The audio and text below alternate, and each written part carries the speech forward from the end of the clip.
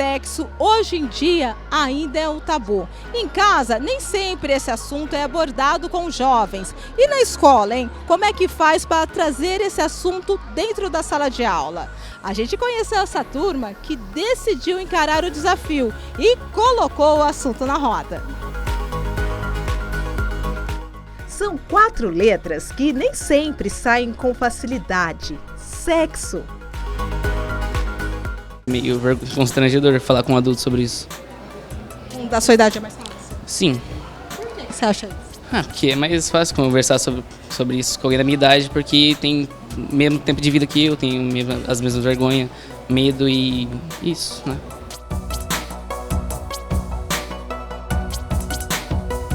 Para fazer a turma se soltar, a criatividade entrou em cena. Esta caixinha recebe as dúvidas da galera. A caixinha a gente vai passando nas salas, e dentro da sala a gente vai perguntando as dúvidas que os alunos têm, e nessa dúvida eles vão escrever em uma folhinha, e a gente deixa a caixinha ali no corredor e eles vão colocar essas folhinhas dentro da caixinha. Aí nós vamos responder essas folhinhas colocando ali numa nuvem na lousa, e naquela lousa quem tiver interesse vai lá e lê as perguntas e as respostas. As respostas vêm de cabeças bem preparadas. É que os alunos aprenderam em uma ONG a falar de sexo sem tabu. Todo mundo chegou lá com um conceito pronto, com uma ideia de verdade já dita.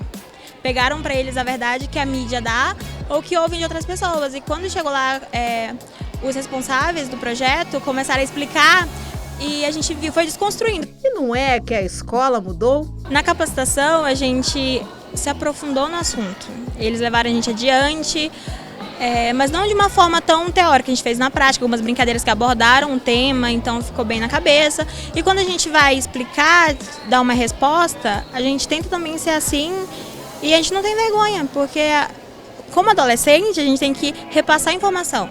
Essa mudança toda chegou há quase um ano. Foi esta professora que decidiu pôr o sexo sem tabu na roda. Eles falam sobre vulnerabilidade, sobre ISTs, eles falam sobre masculinidade tóxica, né, muita prevenção. Então eles fazem dinâmicas também com os alunos para poder entender que o HIV, né, por exemplo, ele não tem cara, nós não conseguimos ver, mas ele está ali. Então o trabalho de prevenção é super importante. Agora eu vou bater o papo com essa galera tão jovem e saber o que eles pensam de fato sobre esse assunto. Falar de sexo era tabu para você, Beatriz? Era. Tipo, lá quando eu era mais jovem e tal, era uma coisa não tão fechada na minha vida, mas tinha sim um pensamento meio fechado, vamos dizer. Como assim? Meus pais conversavam o básico, mas a prevenção em si, se aprofundar no assunto, não falavam, né? E eu percebo isso muitas vezes na vida de um jovem aqui da escola, que eles não sabem o que é realmente a prevenção. Eles muitas das vezes cometem um ato, aí quando eu vejo já tá grávida e quer... Aí a vida muda tudo. Exatamente.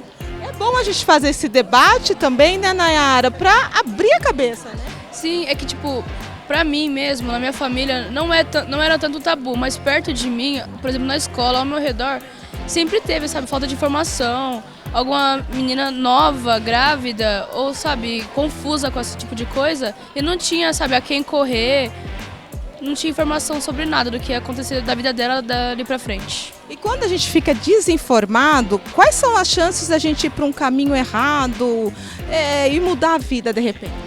Cara, são muitas, de verdade, porque você fica perdido, não sabe o que fazer, não tem um ponto ali onde você pode arrumar uma informação, ou, sabe, se prender ali, conseguir alguma ajuda. De verdade, não tem. Para um jovem ainda, com a cabeça em formação, é muita coisa de uma vez. Agora as meninas fazem parte desse projeto aqui da escola, que elas ajudam a disseminar informação. Como é que é falar de sexo, fazer parte dessa orientação sexual com colegas da sua idade? É muito bom, né? Porque jovens sabem sim conversar com o jovem, tem uma vivência, né? Muitas vezes a gente passa por coisas em casa que o outro amigo também passa, então a gente consegue ensinar eles, né? E também abre a mente. Na verdade, falar sobre sexo não é uma coisa assim, nossa, que ruim. Não, porque é uma coisa do ser humano, né? E falar também sobre sexualidade, essas coisas é do nosso dia a dia. Previne muitas coisas, né? Ensina muitos jovens, dá o conhecimento. Falar realmente é importante, Nayara, ainda mais com pessoas da sua idade, é assim mesmo como a Beatriz falou. Sim, de fato é porque a gente convive um com o outro, então é sempre bom compartilhar as informações que você tem, assim como você pode receber informações também, sabe? Então eu acho muito importante essa ligação entre os jovens, sabe, que eles têm com informações sobre isso, tipo, tanto das doenças como do sexo, e porque é uma coisa fundamental, tipo, todo mundo um dia vai praticar e a gente nasceu do sexo, então não tem por que ser um tabu tão grande assim. Agora aqui vocês vão mexendo bastante com a escola, vão fazendo atividades, não ficam parados aqui. Não, é porque aí a gente tá fazendo umas dinâmicas, a gente até falou, gente, vamos estar pela escola, quer conversar? Tranquilo, a gente tá aqui. Não precisa ter vergonha, é um assunto normal, a gente não vai julgar, é só chegar e conversar. Tem que falar, né, Beatriz? Tem, Tem que falar e tem que se conscientizar. com certeza. E o papo aqui é assim, deles para eles. E falando a mesma língua, a educação sexual ganha espaço de uma forma bem mais leve.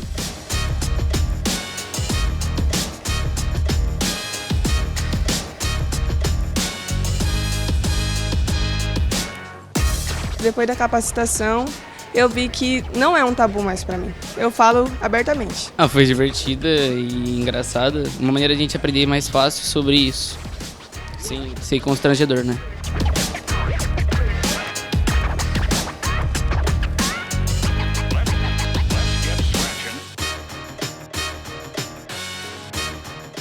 Agora a conversa é com os especialistas.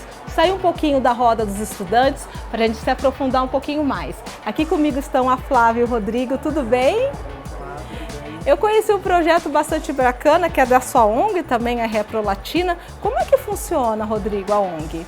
Bom, a Reprolatina é uma organização não governamental, né? Ela foi fundada em 1999 pela Margarita Dias e Francisco Cabral e é uma instituição que tem um cunho técnico de trabalhar dentro das temáticas da saúde sexual e reprodutiva, né? Então, essa é a nossa área de atuação e dentro da área de atuação a gente trabalha com a elaboração e desenvolvimento de projetos na área de pesquisa, elaboração de materiais educativos e assessoria técnica dentro dessa linha, né? Sempre com um foco muito importante para a questão da igualdade de gênero e a promoção dos direitos sexuais e reprodutivos, né? Então, independente da temática dentro da saúde sexual e reprodutiva, esses são dois eixos importantes de se trabalhar transversalmente, né? O que me chama a atenção é a atuação dos alunos, dos estudantes. Isso é bastante importante, do aluno ser protagonista no assunto tão polêmico, Flávia.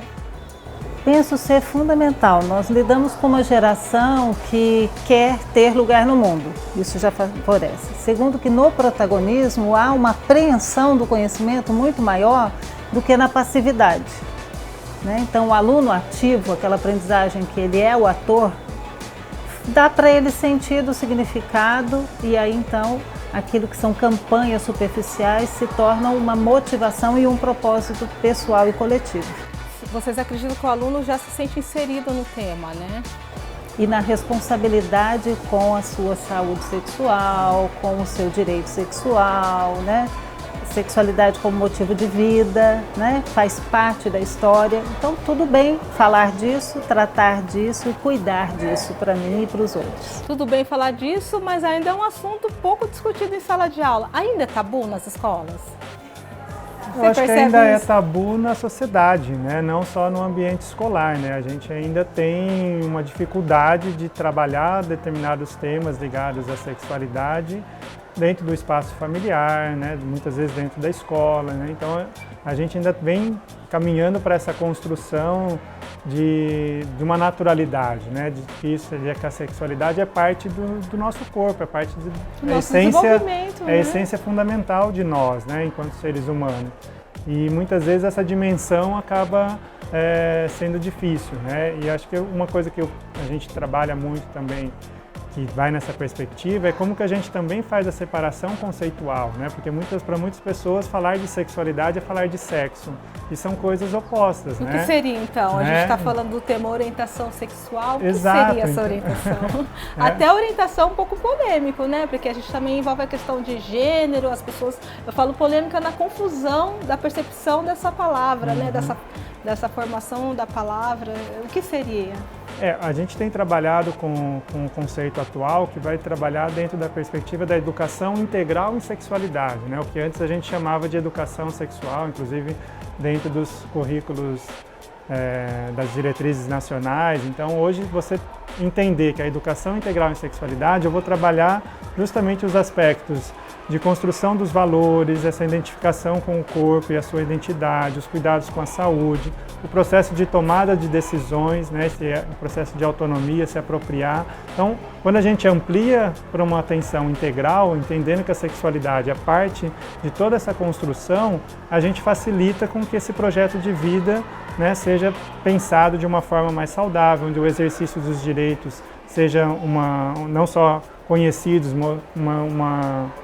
um reconhecimento realmente por esses direitos que envolve todas essas questões. Não sei como que você também a Flávia também vê dessa forma. Penso algumas coisas sobre o tema que são importantes. Uma é, eu só exerço direito e liberdade com conhecimento. Exato. Senão, ainda que digam para mim que eu tenho direito, se eu atuo em cima, seja do tabu, sobre isso não se fala, ou mesmo o tabu, a sexualidade tem que ser praticada, ou você é um jovem liberal, ou você não está na roda, né?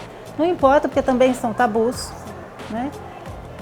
Eu vou exercer sempre de forma coercitiva e não com a liberdade.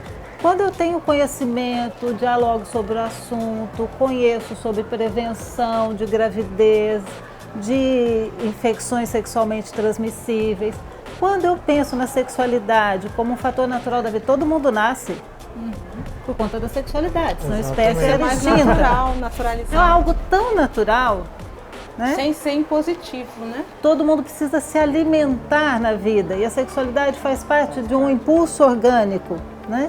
Como então eu vou comer qualquer coisa na vida? Eu como compulsivamente só carboidrato, isso não vai me fazer bem, não é? Então a gente precisa de educação alimentar, mas então precisamos também de educação integral sexual. Esse conhecimento, então, que você está falando, acaba abrindo a cabeça, vamos assim dizer, do adolescente, né? Para ele ter até o direito de decidir o que ele faz, é isso? E como faz? A consciência e a ciência de si para ser dono da sua própria história. E não conduzido, seja lá pelo modismo do sim, do não, do faça, não faça, né? E de quem sou eu? É dar a ele inteireza do seu eu, né? Liberdade de ser o que quer ser. Um dos direitos sexuais é justamente o direito de exercer essa sexualidade livre, né, e responsável sobre a sua própria vida, né? Então, acho que isso é fundamental. Quando a gente tem a oportunidade de criar esses espaços, né, que onde o jovem converse sobre isso, troque informações, troque experiências, né? A gente vai percebendo que eles vão se apropriando e que isso vai realmente se refletindo nas suas atitudes. Eu percebi também que né? desperta o interesse, né? Eu tenho aquele primeiro momento, estou envergonhado, no segundo momento tem a participação, quando vê ele já está inserido nesse assunto, né? E participando ativamente, né? E eu acredito, me corrijam se eu estiver errado, que eles acabam replicando isso dentro da escola e fora da escola também, esse conhecimento, né? Esse direito ao saber. Creio que a potência, né, do trabalho, da maneira com que é feito na Secretaria Municipal de Educação é esta, né? A partir do momento que eu sou um ser cognoscente, eu sou também um agente que propaga o pensamento que nutre uma sociedade responsável. E mais do que o eu cuido de mim, você eleva o nível de cidadania, que é a corresponsabilidade coletiva. Então, por isso eles conversam não só dentro da escola, eles conversam em casa. Eles caminham no pensar sobre isso com mais naturalidade e influenciam a sociedade. E tem um ponto importante também, que a gente vem ao longo da história da Rap Latina, das ações, e para nós, o adolescente, o jovem, tem sido realmente um trabalho muito importante nesse contexto, né? Porque quando você possibilita que o adolescente, né, receba uma formação ou ele aprenda, troque essas experiências, o efeito que ele vai ter de multiplicador é muito maior do que muitas vezes nós adultos. Ele vai semeando, até porque né? ele vai falar dentro da linguagem de pares, né? Então, uma das metodologias que a gente trabalha nesse projeto Jovens Mobilizadores é exatamente isso. Né? Então, como que eu vou ter um grupo de jovens que foram preparados dentro desse tema para discutir, né, que são acompanhados pelos profissionais, mas a dimensão que eles ganham dentro do ambiente escolar e nas suas outras redes de relações é fantástico, né? Porque é uma conversa entre pares. Né? Eu não tenho muitas vezes, não, é o professor, ou é o adulto, ou é o profissional. Às Aqui já vezes existe uma barreira. Identificação, e não né? existe Eu tô falando com identificação. adulto, aí entra naquela questão também do autoritário. Sim. Às vezes também aquele adulto tem a melhor forma, mas ainda não é da Não mesma criou um idade, né? vínculo, Mesma linguagem. exatamente. Aí tem aquele distanciamento, né? Tem uma contrapartida, né? Que eu gosto sempre de pensar. Quem é esse adulto? Sim, né? qual o modelo, né? Porque é muito importante que a gente valide a relação, né? A gente fala do Vygotsky, né? Existe um interlocutor entre você e o objeto. É importante que também seja alguém com uma responsabilidade, né? Até autoridade, não autoritarismo. Sim, mas um mediador seria? Um mediador entre o conhecimento e que também possa dialogar com uma mente mais aberta. Então, no caso da Secretaria Municipal, existe uma formação feita pela Secretaria de Saúde a professores que vão ser mentores do programa. Né? Hoje, os professores estão se preparando, se capacitando para oferecer essa educação, né? É necessário, principalmente porque tem muita novidade no plano dos cuidados com sexualidade. Porque a gente está falando de comportamento, né? O comportamento muda a todo momento. Você tem uma predisposição a dizer, eu vou usar a camisinha. Ótimo, isso é um caminho, mas tem muitos outros, né? Aconteceu e não estávamos com camisinha. Você tem uma preocupação que não é só com gravidez. Como é que eu cuido disso depois? Como é que eu cuido disso antes? Tem novidades. Eu sou uma mulher de 52 anos. Tem coisas que quando eu era adolescente não me contaram. Não se discutia, a gente veio vivendo a vida com os nossos cuidados e a nossa ciência. E a saúde criou novidades. Tem novas possibilidades. Então, esse assunto, apesar de antigo, vai se modernizando. Ainda bem, né? Porque os fenômenos também que a sexualidade gera são novos.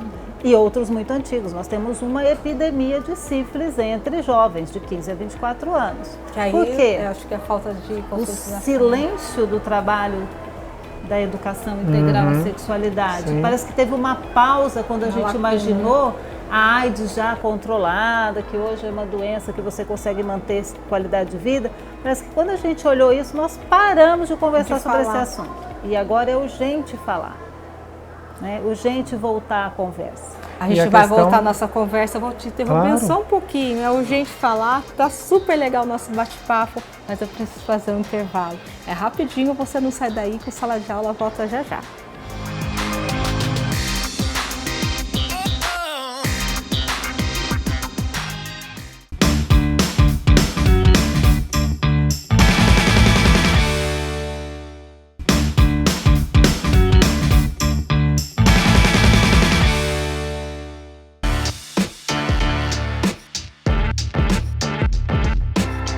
O Sala de Aula está de volta. No primeiro bloco a gente estava falando um pouquinho dessa preocupação, da prevenção da gravidez precoce. E você, Rodrigo, ia até entrar nesse assunto aí, né? Não, eu ia complementar, né, a excelente fala da Flávia em dizer que isso a gente percebe muito, né? Essa questão da preocupação ser com a gravidez. Né? Então a gente acaba esquecendo, né, muitas vezes de falar do risco e da vulnerabilidade existente frente às infecções sexualmente transmissíveis. Porque né? Então aumentou, você vai criando uma falsa ideia de que não, isso não acontece comigo, eu não preciso me prevenir. Seguro. Ou tem tratamento, tem cura. Né? E a gente está vivendo um momento de um surto, né, os dados crescentes da sífilis entre 15 e 24 anos. E já virou uma preocupação de saúde, a própria questão, né, do HPV é uma outra preocupação. Então, como que a gente amplia, né, dentro das estratégias de prevenção, né? Hoje a gente trabalha com o conceito da prevenção combinada, que ela vai exatamente ampliar, né, as formas não só do preservativo, mas de outras tecnologias, a PEP, a PrEP, a testagem como uma forma de prevenção e passar de fato essa orientação, que é óbvio que a gravidez é uma preocupação, é um risco, né? Porque isso gera inclusive outros fatores sociais para dentro do relacionamento, mas a infecção ela é gravíssima também, né? E tem que então tem que a acender gente mesmo precisa esse alerta, pensar né? realmente em toda essa dimensão que é um houve projeto essa de vida lacuna, saudável. agora não se discutiu o silêncio, né? Exato. E aí teve uma outra realidade que acaba saindo, né? Afeta a questão da saúde, aumenta a demanda e também coloca esse jovem em risco, né? Uma outra também percepção que eu tive com os estudantes, que esse tema vai além da gravidez e da doença. Muitos falaram do respeito ao próximo. Isso também é ensinado, né? Até conversei com uma estudante que ela falou, eu comecei a me comportar melhor em relação ao outro. Traz isso também, esse tema?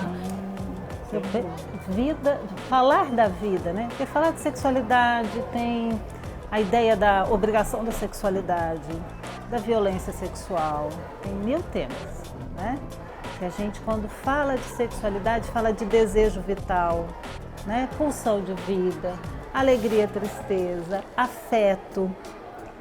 Tem uma fala, eu tenho só filhos homens, né? Eu tenho uma fala para essa geração moderna do ficar, né? Eles ficam, nem sei se o nome é esse mais, né? Tem muda, nomes, né?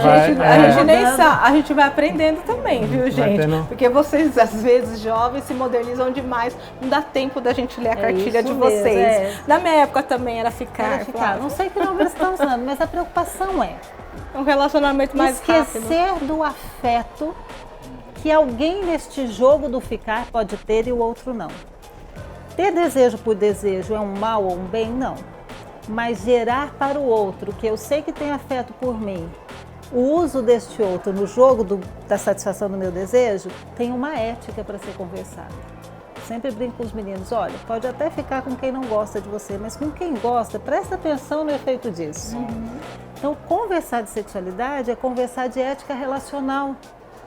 Que a sexualidade não é um fato individual, apesar de que eu brinco, amor próprio é um ato que você pode executar tranquilamente, não afeta a vida alheia, né? E nem te coloca em risco. Não te coloca em risco, tudo bem, se né? Para algumas culturas, algumas famílias vão dizer não, e nós respeitamos, mas a gente pode conversar sobre tudo isso. Porém, quando eu coloco o outro no jogo, já não sou só eu, somos nós. Aí é necessário a ética do né? zelo com o nós, né? Então acho que é uma grande oportunidade de falar de ética relacional que pode ou não ser corporificada numa relação sexual íntima, né? Ou não. E aí a gente vai aprendendo respeito, super interessante. E a importância de trabalhar, né? Um dos primeiros módulos que a gente trabalha na formação é justamente a questão dos valores universais, né? Que é o valor do respeito, da ética, da justiça, né? Da solidariedade. Então a gente precisa entender, porque esse é o fundamento, né? Essa é a base fundamental para todas as relações. E né? são fundamentos importantes para o desenvolvimento deles humano, mesmo, né? Mas quando começar a abordar esse assunto? Tem uma idade específica? Bom, nós definimos a faixa etária de 8º e 9º anos entre 12 e 15 anos. 13, 14 anos. Preventivo por 2 motivos. Há uma pesquisa que diz que a partir dos 13 anos, 40% dos adolescentes meninos iniciam experiência sexual concreta e próximo de 20% das meninas. Então, negar que a sexualidade passa a ser parte das atividades humanas deles seria uma inocência. Então, vamos conversar disso antes? Vamos conversar. E o currículo tem naturalmente o trabalho com a biologia da sexualidade. Estuda-se o órgão reprodutor e tal. Está lá mais também mecânica, no currículo, né? E é necessário, mas não vai além. Transversalizar este currículo com valores, com novas informações, com diálogo e proatividade, protagonismo, é super interessante para tentarmos minimizar, né, efeitos negativos dessa realidade. E para quem não for praticar, isso também não vai fazer a menor diferença. Mas tem a Guardo ciência. para o meu futuro. E Sim, se ele eu for pode me ser abster, multiplicador, idem. né, de Tem conhecimento.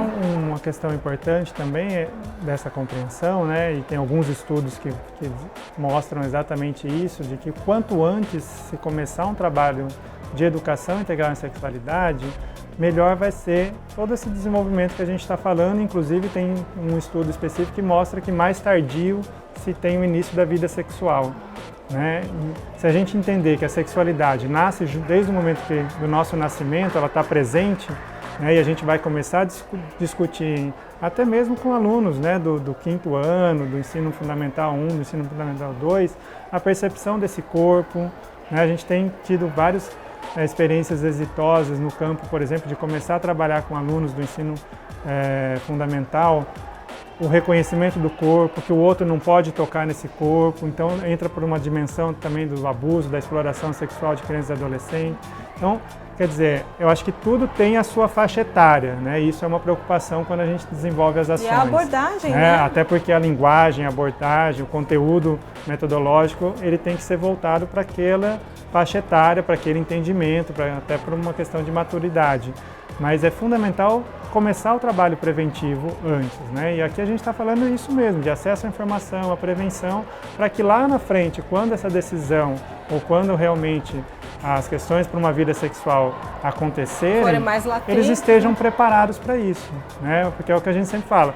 Eu posso decidir iniciar minha vida sexual com 20 anos e eu posso decidir, por N razões, iniciar aos 12. Não é o quando, é o como, né? Exato, né? De qual forma eu faço isso. E como e com qual motivação, né?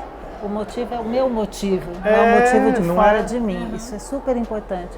E quando você fala quando começa a educação em sexualidade, me vem à mente uma memória de que nós iniciamos todo o contato com o mundo pelo corpo. Sim, né?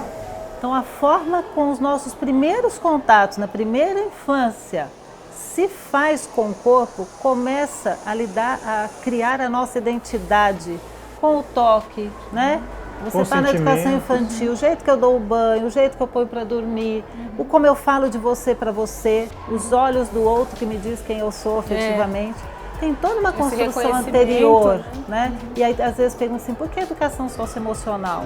Educação socioemocional é o eu comigo, o eu com o outro, é desde cedo. E isso é sexualidade, pulsão de vida. Né? É que a gente coloca a sexualidade no sexo, voltando à sua primeira fala, né? A gente sexualidade acha que é não uma é só questão a da prática puberdade. do ato sexual, né?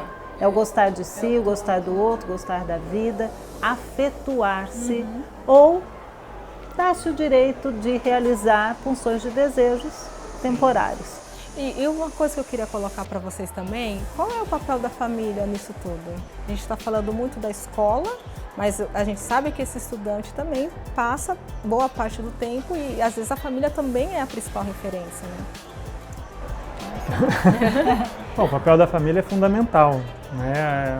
Uma das nossas atuações é justamente pensar que esse adolescente, eu não posso trabalhar só o jovem, só o adolescente, eu tenho que trabalhar toda a rede que está no entorno dele, seja a família, seja a escola, seja a religião, seja os veículos de comunicação, porque tudo isso está fazendo parte da formação desse jovem, tem que estar aberto.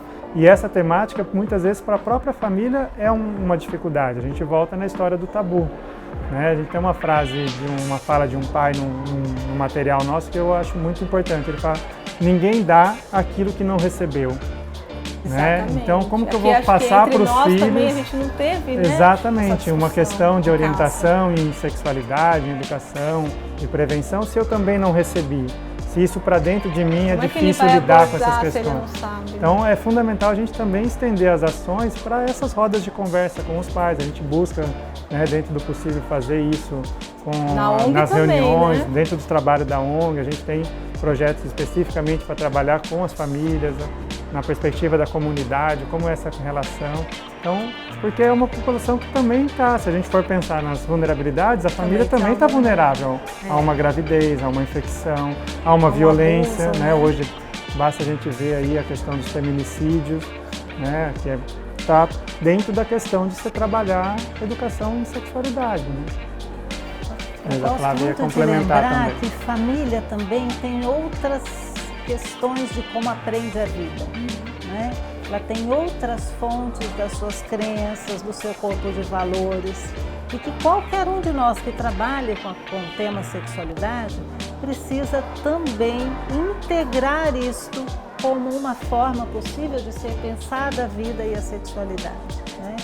Eu sempre lembro que não se constrói uma sociedade com um único ponto de vista.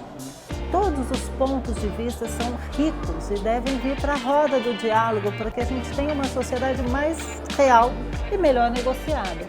Então, trazer a família para a roda é dar a ela também a oportunidade de trazer seus valores, seus princípios, suas crenças, poder multiplicar isso no sentido de escutem um jeito de pensar. E a família escuta outro jeito de pensar. E aí você compõe para aquela criança também um conforto de que ela não precisa ficar se degladiando com as diferentes formas. Ela pode conviver pacificamente com os seus valores. Tem os olhares, né? Ela tem essa diversidade. Com a informação científica que vem, né? Mas ela não precisa desmoronar, entrar em atrito. Porque muitas vezes o temor é o atrito dos valores sociais de cada um. Não é isso o papel da educação integral em sexualidade. Né? É unir o conhecimento com a sua liberdade de manter-se no colo do que a sua família te traz. Ou, e aí no momento possível, se você quiser fazer diferente, você está bem subsidiado para isso, sem necessidade de confronto. E que essa família também reflita justamente sobre a construção, né, desses valores também, né? É o que a gente sempre trabalha. Os conceitos não são eternos, né? A gente precisa refletir e ter essa liberdade de dialogar. Né? E que bom, né? Algo estático, exato, né? E que bom poder conversar com vocês. Muito obrigada, Flávia. Nós que agradecemos. Muito obrigada, Rodrigo. Olha, antes de terminar, tem um recado de um jovem, de uma pessoa ainda que está caminhando pela vida e que topou falar com a gente sobre esse assunto. Qual é o recado? Influenciou bastante no convívio. A gente falou muito de respeito. Então a gente foi repassando, notaram a diferença no nosso comportamento. Alguns alunos tinham um tal comportamento, agora tem outro. Eu, pessoalmente, eu me soltei mais a conversar. Eu sou muito tímida e eu comecei a me soltar mais nas aulas de humanas e a conversar, a espalhar informações. A gente acabou vendo um resultado positivo porque eles gostam muito de falar do assunto, mas a gente tem essa limitação, né, da própria família, né, da orientação, que a gente está tentando mudar isso também, né?